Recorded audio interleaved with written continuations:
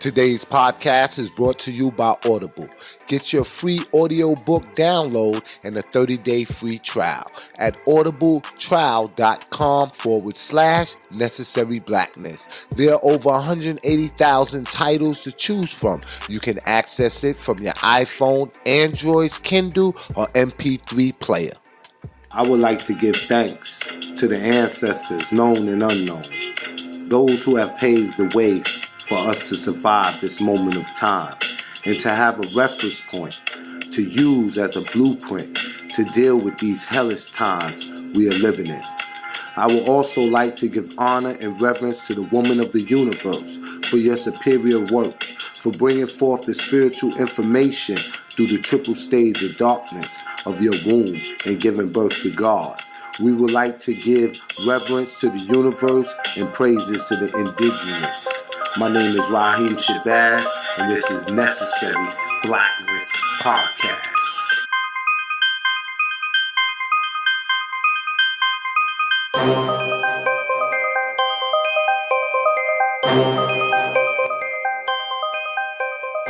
Necessary Blackness Podcast, every Wednesday at 6 p.m. with award-winning journalist and filmmaker Rahiem Shabazz. This podcast is only for those who are unapologetic, because the mind of the conscious man or woman recognizes no monopoly on truth. Truth is relative and always to be sought.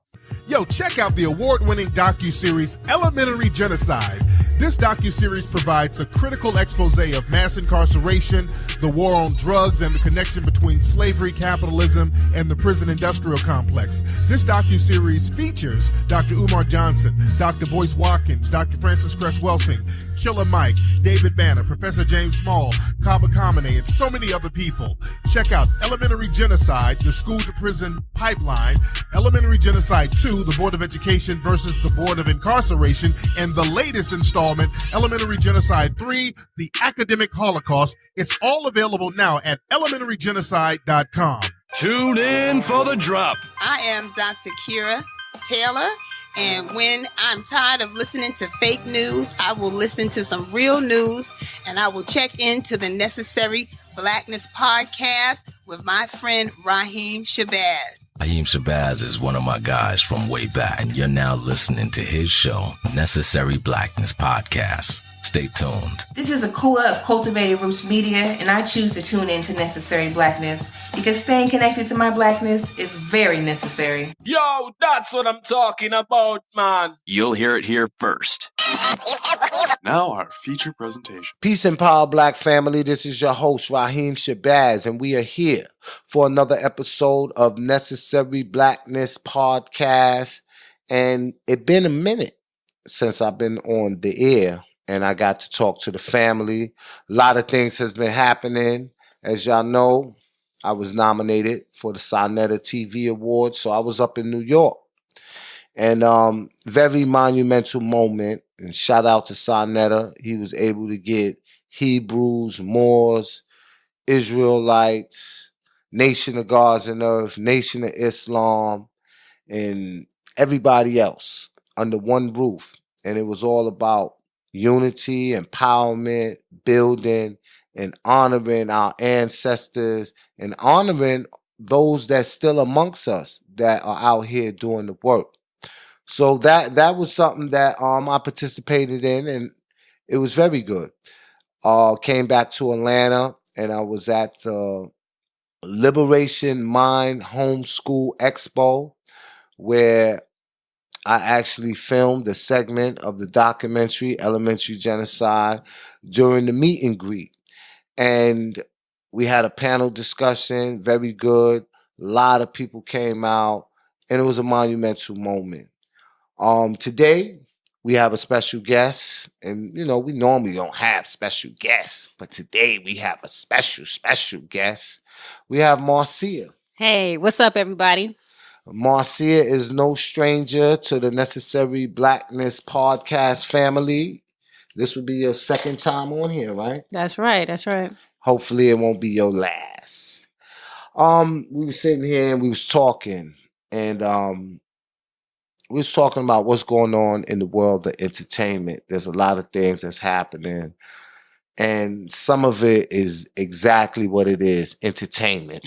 Right. And we was listening to a clip, and I'm going to play that. I was listening to some of the lyrics, and one of them said, she know I'm kind of ugly. It's like Beauty and the Beast. I ain't gonna lie. That lyric get known, like, that bit pop out. That's what, I don't know. Well, yeah, I ain't gonna lie. I know I'm ugly, too. You think you're ugly? Little piece. I still get hoed. Tripping. I still be on my fly man shit, though. Well, you know, money makes you handsome. Yeah. And fame makes you handsome too. I know. That's why they be talking about he ugly, but I still, yeah, I already know. But I ain't fuck these hoes. I got a wife. Yeah? Yeah. You wifed up? Yeah. Yeah, I don't know though, man. Are you in? Remember there was a whole Kodak thing about how he prefers light skin girls? Because I broke up with he was saying how light skin girls are easier to control, I guess. Something like that. Are you on that? I ain't gonna lie. What he say? I'm already black. I don't need no black bitch. Right, that's what he said. Yeah, I ain't gonna lie. I can't have no cut. Like, I know if I'm fucking with you, I'm black as fuck, right? I'm black as shit. Yeah, black is beautiful though, man. So I know if I fuck with a black bitch, we gonna have a black ass baby. So? I ain't with that. Why? 'Cause I'm already black as fuck. So? I can't. No. Well, I mean, this is an interesting thing. You know what I mean? Like, so if you have a baby, you don't want your baby to be the same complexion as you? Mm. Why? This a once in a lifetime thing. What do you mean? Like, this a dark ass shade. They be, hell nah. I can't have. Is your mom same shade as you? Nah. She's hell nah. My mom like caramel mocha. Okay, so your dad is darker. Yeah. Okay. Nah, that's, oh boy. You talking about I'm black. You see that, boy. So your dad is actually darker? Yeah. Okay. Has your mom ever said that she doesn't want her grandkids to be? Nah. Okay. But you're saying that you don't want a kid that's going to be your complexion. But don't you want your kid to look like you though? Do you have kids? No. You ain't got no kids. Well, let me tell you something, man. When you have kids, you gonna really enjoy having that kid look like you. You're gonna enjoy seeing yourself in that kid. Trust me, I got friends that are parents, man, who definitely get off on that. You know what I mean? Well, fuck it. It is what it is. But this is a clip about GlockkNine. And he's a rapper from South Florida. And a lot of critics call him the next Kodak Black. I wonder why. Well, in addition to him being from the same geographical location, they both make similar asinine statements. Right. When it comes to blackness. They are the enemies of black skin, although both of them have dark skin. Dark skin. They both dark. Which I really don't understand. But then again, I do understand. Right. Because if anybody knows about the Kenneth Clark study, they will see the psychological effect that racism and white supremacy have on individuals, where they would prefer a white doll over a black doll. So we know where that stemmed from. So what's your take? What you think about this situation with GlockkNine? Well, first of all, I think, of course, we all know that this is an issue of self-hatred. Now, that's definitely. But I think that one thing people need to understand is, what else would you expect, though, for someone of this caliber? You know what I'm saying? So if you have a lack of self-respect, how could you have an appreciation for your people or where you come from?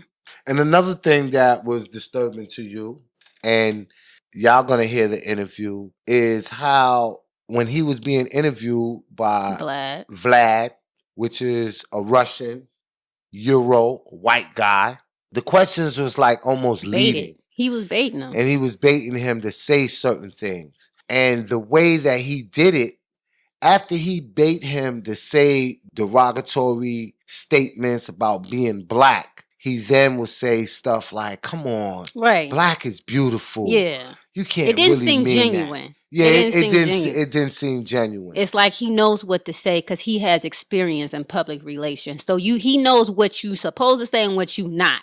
And I feel like that's the problem because he knows they're not trained and they're not educated in that. Like, they don't know that's not proper for them to say, or maybe it's not a good look. Yeah, he definitely needs media training. He's an independent artist from what I know. Never heard his music. Never. This is the first time that this individual has been on my radar or I even heard of him. But apparently he has a following. Yeah, apparently he has a following. And like I said, he's based out of Atlanta, Florida. And he's known for a song called Crayola. And in this song, he has 2.8 million views. And it was played 25 million times. So I did a little research on him. And there's an interview where they asked him, GlockkNine, how did you get your name? And he said he loves watching Channel 9. He always keep a Glock with him. And he spells it with 2 Ks, right? And he says the 2 Ks is for kill, because that's all he know. Once again, family, I told you this is about entertainment, and it's purely entertainment. Dude, you a rapper. You ain't killing nobody. You know, you a teenager. But you know, this is what sells records, and this is what some rappers tend to do in today's climate. He has received a lot of backlash, but in addition to receiving backlash, he has got a lot of notoriety. Like that video from Vlad is the highest viewed video this week. And it's been shared all over the internet. You even have certain celebrities that are chiming in and saying how this is a disgrace, you know. And see, that's the problem, though, when you think about Vlad, because I've heard about, like, Dame Dash calling people culture vultures. So at what point does he become a culture vulture? Because he knows what he's doing. He's trying to get clicks. Yeah. So. Yeah, absolutely. So what else is going on in the world of entertainment? Well, besides that craziness, we got, 50 Cent and Papoose? Yeah. And Remy Ma in the middle, because we know that Remy has love for 50. Yeah, absolutely. In fact, they showed the interview where Remy was saying that she was surprised when she was locked up, going to the parole board, trying to put in for her appeal. 50 Cent was... He held her down. Yeah, that wrote her letters, letting them know that as soon as she come out, she got a job. This is where she be working. Always ask her, was she all right? If she need anything. So, Remy posted a picture. Yeah, looking good. Yeah, and shout out to Remy. Remy lost a lot of weight, and she's looking good. And 50 Cent responded, and he gave her a compliment on her weight loss. And he said, direct quote, "Damn, Remy, you lost a lot of weight. Hey, Slim, I don't see no sexual overtone there. I don't see no flirting or none of that." To me, it was a compliment. But you have several clickbait online media sites that caption their headline, 50 Cent flirts with Remy Ma, and Papoose responds. Right. Now, what was the response that Papoose gave? Papoose was like, damn, Daphne Joy, no wedding yet? If 50 Cent doesn't marry you, I'll introduce you to my homeboy. He's more mature. Was that mature? Nah, that wasn't mature at all, because I don't think that 50 Cent made that comment with any sexual malice or overtone anything. Or any malice. But mainstream media ran with it, and allegedly Remy Ma blocked him, or Papoose blocked him, and 50 Cent is the king of clapback, and he said something to the effect of that he's blocking Papoose until he becomes, what he said, the breadwinner. Yeah, in the breadwinner in the household, or take care of her. Yeah, just as much money as Remy Ma. Yeah, there ain't too much you can come back and say for that. You know what I mean? Yeah, this whole thing is crazy because Papoose knows his wife has to put her. I mean, she's putting herself out there for a reason. I mean, she posts the pictures up for a reason. And 50 wasn't out of line. Like his comment was cool. Like, you know, he was just giving her a friendly compliment. But I think that shows more about where Papoose is, like what Low space he's self-esteem. in. Yeah, and you know that's unfortunate because 50 seemed like he would be a good ally. Hey, listen, 50 Cent is winning right now with power. I know. Yeah, so you know. And he got love for Remy. So you always want people in your corner who got love for you. And you know, unfortunately, you know, this happened at a pivotal moment because I think they celebrating 10-year anniversary, and she's announcing that she's pregnant. Expecting, right? So I don't think Papoose has anything to worry about. And as two black men, I hope that they're able to reconcile any difference that they do have. Mm-hmm.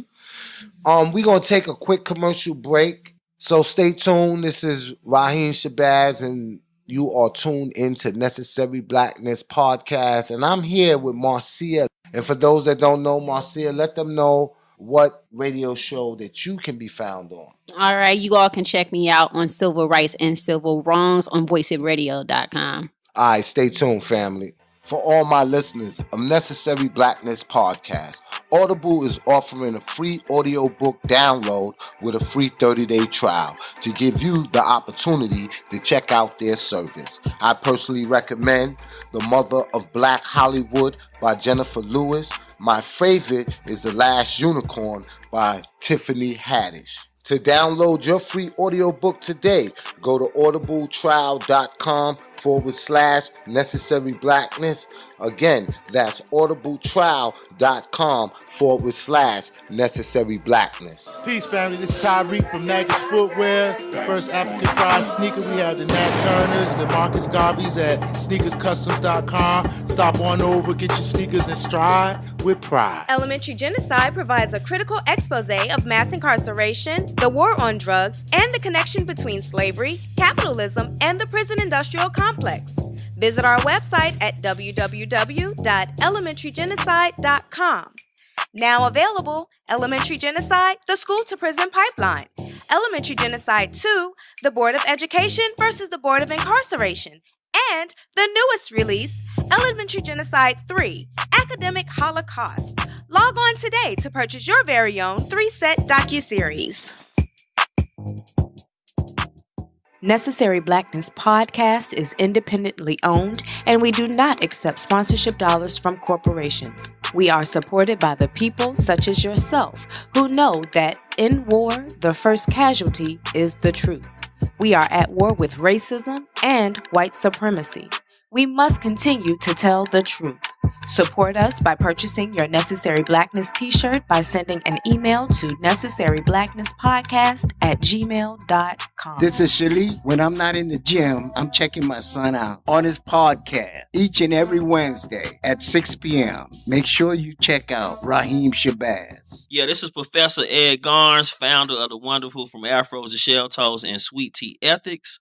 When I am not spreading liberation theology throughout my classrooms as an African-centered therapist, I am chilling with my homie, Rahiem Shabazz, on the Necessary Blackness Podcast. It's essential. Yo, that's what I'm talking about, man. You'll hear it here first. Hey, this is Marcia from Civil Rights and Civil Wrongs, and when I want to stay connected to the people, I tune in to the fitted hat philosopher Rahiem Shabazz on Necessary Blackness Podcast. Okay, family, we are back from our quick commercial break, and in this segment, we're going to discuss Charlamagne Tha God. Right. So recently, story came out about Charlamagne Tha God, and I think back in, was it 2001? Absolutely. Charlamagne was accused of rape by someone, her name is Jessica Reed, and at that time, she was 15 years old. And in a recent interview she did with The Blast, Reed says that she wants to revisit this case with Charlamagne. Wow. Right. So I guess back during these times, Charlamagne was accused of drugging and raping Miss Reed. And then later on, we find out that he was arrested for willingly, unlawfully, and feloniously engaging in penile vagina intercourse with the 15-year-old, right? But later he was found guilty of a lesser underage drinking charge. And I think we should add that the reason why he pleaded guilty to a lesser charge is because he took responsibility for throwing the party, for providing the alcohol, but they took a DNA test and his DNA didn't come back conclusive. Right, it was negative. Yeah, that he raped her, although it was alleged that she was raped. But just not by Charlamagne. But he created the conditions, is what they're saying. Yes. Okay. So it's almost like contributing to a delinquence of a minor. So then you have Charlamagne on his own podcast. I believe it's called Brilliant Idiots. Brilliant Idiots. And during this podcast, he admits to giving a woman Spanish fly and having sex with her. And she was wasted during this time. And then the whole issue comes up whether or not she knew that she had Spanish fly. And he didn't admit to her knowing or her not knowing that she had been been exposed to it. But right. He does say that she wasn't coherent at the time. And so his co-host or someone on the podcast was like, hey, man, you know that was rape, right? Yeah, and I think the whole podcast was centered around rape culture. And I heard Charlamagne speak openly about the lyrics, some of the things that we did, our behavior, movies. It all was advocating, rape culture. Yeah. And now in 2018, we're starting to acknowledge a lot of things that we did was wrong. But my question is in regards to the incident that happened with the Spanish fly. Mm-hmm. He admits to what he did. He said it was wrong. And he's talking about rape culture. Should he be vilified with the Me Too movement in the same light as Harvey Weinstein? Well, I think that is a loaded question in the sense where he has kind of like come to terms of understanding how he was brought up in the culture in which he was a part of was not appropriate. But I think that's growing up, and when you start to mature and understand, like, hey, what we was involved in wasn't necessarily correct. I think it's more important that you have someone with a voice like his who's bringing attention, saying like, hey, man, what we was involved in, that was not, the thing to do. So I think it's more important to have him as an ally to help inform and educate other people rather than villainize him. Yeah. So... And I think it's real good on his behalf that he's using his platform to do that because he has a big platform. And speaking about platform, there's a petition that's going around. They trying to get the brother fired. Yes, but it's not for this incident. It's for the other incident. With Miss Reed. Yeah, with Miss Jessica Reed. Okay. But the thing people have to be aware of is that there can be no prosecutional charges filed to him for that incident because he already pleaded guilty to a lesser included offense. Right. So they can't reopen it. The victim had to agree to it. And, from what I'm told, she didn't want to testify. So what is she seeking? Is she seeking anything, or is this the public haters? Openly, she's not seeking anything. Like, it didn't come out that she's seeking any monetary damage, but you can bet your last bottom dollar 17 years later, Charlamagne is a cultural icon for being on the radio with the Breakfast Club and just who he is as a person. Because, there's only one avenue that can be explored because you just mentioned that legally, criminally, he can't be touched. Yeah. So if she says she wants this revisited, there's only one civil suit. Right. So that's money. Yeah. Okay. And it's kind of suspect of all these years, and she's coming forth. But what we're gonna do is we're gonna play the clip where Charlamagne and his co-host Andrew Schultz talks about rape culture, and this is an interview from 2015, and we're gonna let you hear it, family, and you be the judge. We stated how we feel, and you might feel a little different. Right, you be the judge. So check out this interview. We'll be right back. But I remember a scenario, Myrtle Beach, South Carolina. Mm-hmm. I got this girl real drunk, and that sentence sounds a little fishy. I got her drunk. I didn't just get her drunk. I remember I went to the sex store and got Spanish Fly. Oh, so you raped her? Shut up. Spanish Fly. They sell it in the sex store. I'm telling the truth. They spell it in the Spanish store. I had the fucking. They sell knives at the store too. You could put that to a girl's throat and have sex with her. That doesn't mean it's illegal. So I put the Spanish Fly in the E&J. We drinking the E&J and shit. So in my mind, I don't know if this shit really worked, but I felt like I got horny as a motherfucker too. Right? So, she took advantage of you. So she was drunk and shit, and we had sex and shit, and like.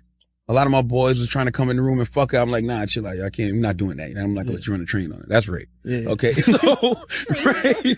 So if it's just one-on-one, it ain't rape. Yeah. So the next trains are rape. So the next morning she wakes up. And we talk about it. And she's like, what happened? I'm like, we had sex. She said, okay, well, I'm glad it was you. Then a couple days later, she's like, yo, are you sure I only had sex with you? Because one of my stupid ass cousins was going around saying he fucked her, which he didn't. I know for a fact he didn't. I was there the whole time. Yeah. He did not fuck her. Yeah. He looked at her naked, but he didn't fuck her, right? So I'm telling her, no, me and you just had sex. Nobody else did nothing. So it just was weird that she was like, well, I'm just glad it was you. You know what I'm saying? Because in my mind, I'm like, yo, you could have been in a real bad situation if it was another motherfucker That's a huge compliment, man. A girl just said, yo, at least you raped me. I didn't rape her. I did not rape her. Hey, if it was any of your cousins or friends, it would have been rape. But I didn't rape her because me and her had every intention of having sex with each other. So then why would you put the Spanish Fly? I'm still a freaky motherfucker, but was she passed out while you fucked her? Nah, she wasn't like, she was like one of those drunks where, she was one of those drunks where like, she was one of those drunks where she was like, she wasn't coherent, but she was up.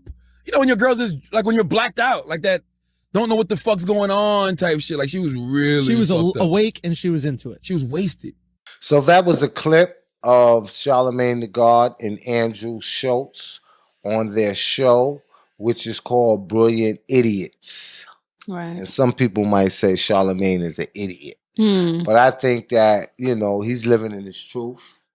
And he discussed a lot of things that he'd been through, what happened, and how he transformed himself, and he's a different person now. He discussed that in Black Privilege, and he also has another book that's coming out as well. So I think the timing of this lawsuit is kind of suspect.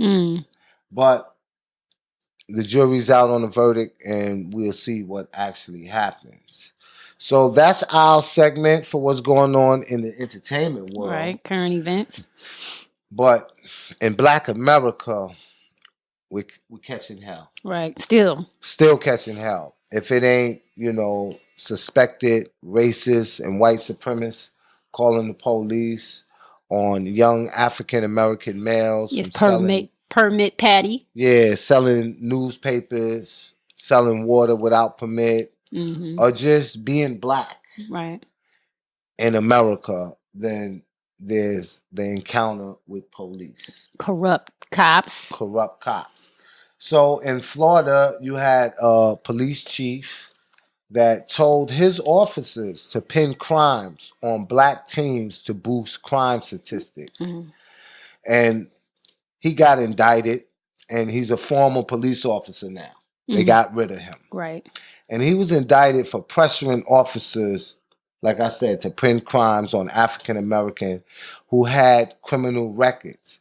And according to the Miami Herald, they state that if there was a burglary and the case was open and not solved, if a black person was walking down the street, they would be arrested. Right. And the crime would be pinned on them. So they would just arbitrarily pin crimes on black individuals. Wrong place, wrong time. Wrong place, wrong time, exactly. After they run their records and see that they had a prior. So that's why when I go around the country and I speak on criminal justice and I speak to a lot of people on reentry, one of the questions I'm always asked is, you ever think you'll go back to jail, Rahiem? Mhm. And I always tell them, I don't know. And they be astonished. Like, what you mean you don't know? You know, and I tell them, just by the virtue of the fact of me having a criminal past, I can be arrested arbitrarily for anything. And then when they look up my past, then they can say, yep, you fit You the did it. profile. Right. But what I can say is, I can't say that I won't be accused of a crime, but I can tell you that I will never commit a crime. You know, so there's a real thin line between that. So with this former police chief, there was 10 officers that wrote letters of complaints and was detailing what they was commissioned to do. And this led to the ongoing investigation and they finding out what this police chief was doing. So I guess when we say that there's a blue wall of silence and all police Not is in this bad. case. Because you got upwards of 10 police officers who came together and was like, nah, we ain't having it no more. Yeah. So there's an exception to the rule in this case. In this case. Yeah. But we need to see more of it. Let's be clear. Yes, we need to definitely see more of that. But my thing is this, though, right? I look at everything as a whole. Like, what atmosphere that is created that will allow a police chief to feel comfortable telling his officers, this is what you can do, this is what I want you to do, and perform these legal activities.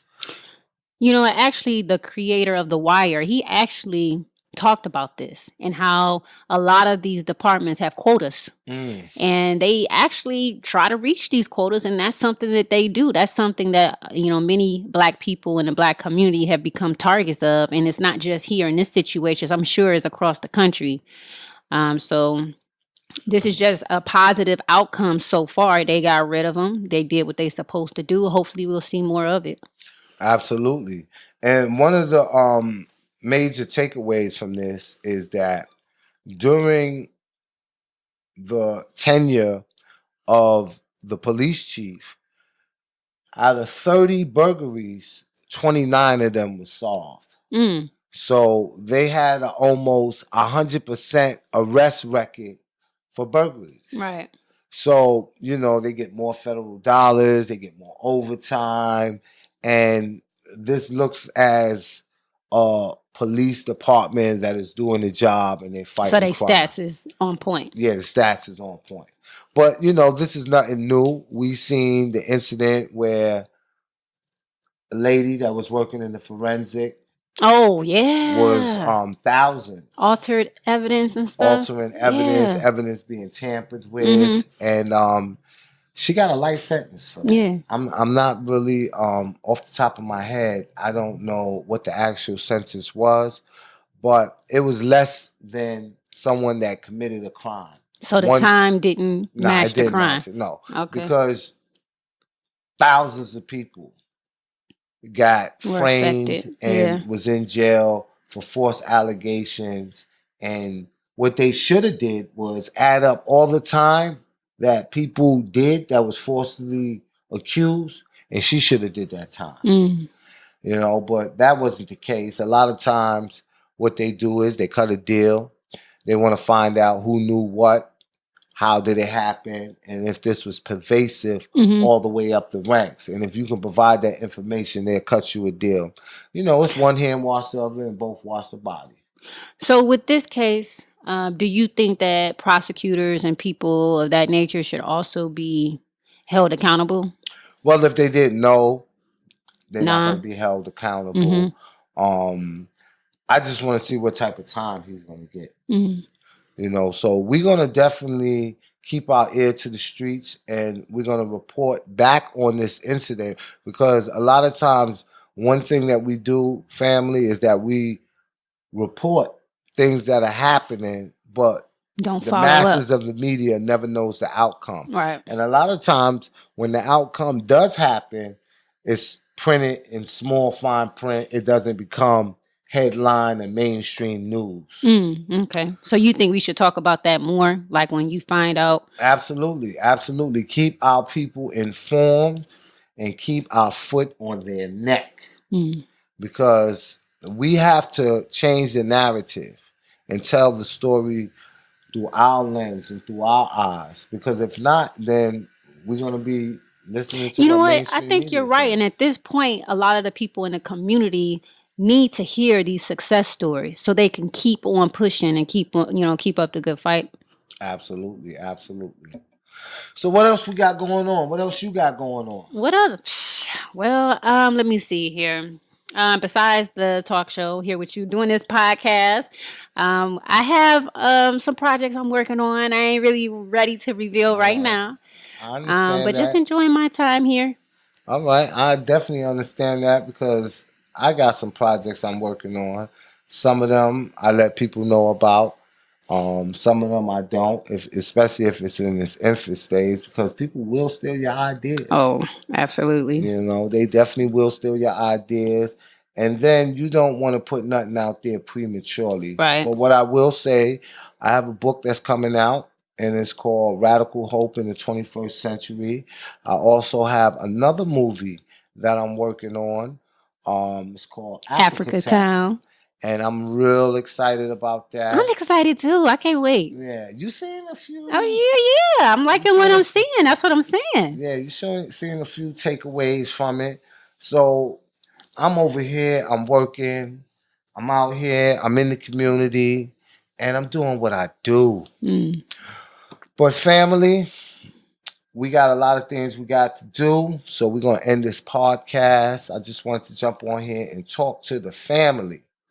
Next week, we're going to have another guest, another surprise guest, and we're going to keep this thing going. But what I want everybody to do, I want y'all to go to necessaryblackness@gmail.com and send us an email about topics, individuals that you think that are worthy of us interviewing and putting them on this podcast, because we want to highlight those that are in the community that's doing work, those that need to be honored, because we need to give them their flowers while they're still here. And as y'all know, that we don't accept monetary compensation from the open enemy. We do run ads on our show. Anybody interested in placing an ad on our show should hit us up at Necessary Blackness Podcast @gmail.com. And also, if you're interested in getting our merch, hit us up. We got every size. We got it. So just hit us up. Let us know your size. Send us an email, and we'll get back to you within 24 hours. My name is Rahiem Shabazz. I'm Marcia Levy. And this is Necessary Blackness Podcast. And I will see you same time, same place next week. Peace. Necessary Blackness Podcast is independently owned, and we do not accept sponsorship dollars from corporations. We are supported by the people such as yourself who know that in war, the first casualty is the truth. We are at war with racism and white supremacy. We must continue to tell the truth. Support us by purchasing your Necessary Blackness t-shirt by sending an email to necessaryblacknesspodcast@gmail.com. Family, do not forget to follow me on Facebook, Instagram, and Twitter, and my handles @Rahiem Shabazz. Also, you can reach us at Necessary Blackness Podcast @gmail.com, and we do have the Necessary Blackness Podcast t-shirts on deck, so make sure you go to our website and you get your merch with us. Peace and Black Power, family.